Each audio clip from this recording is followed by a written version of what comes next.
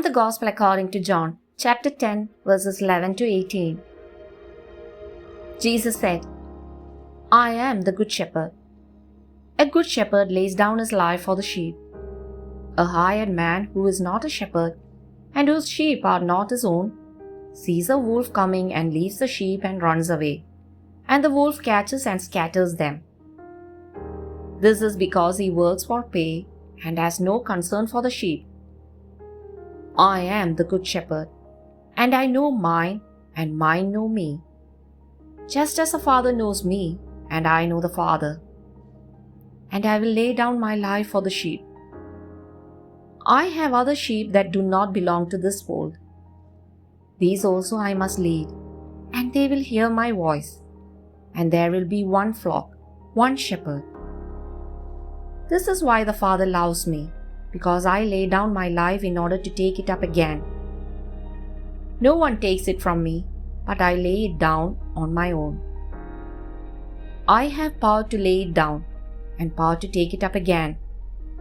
This command I have received from my Father.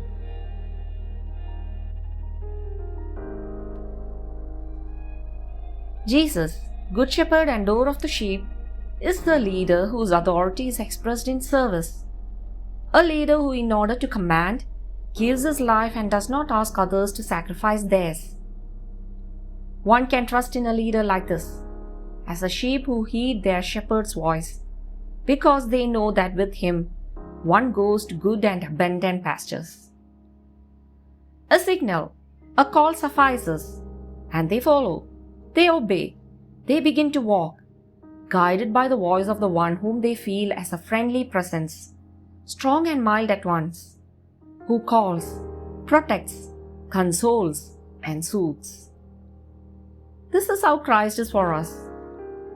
There is a dimension of the Christian experience that perhaps we leave somewhat in the shadows, the spiritual and affective dimension.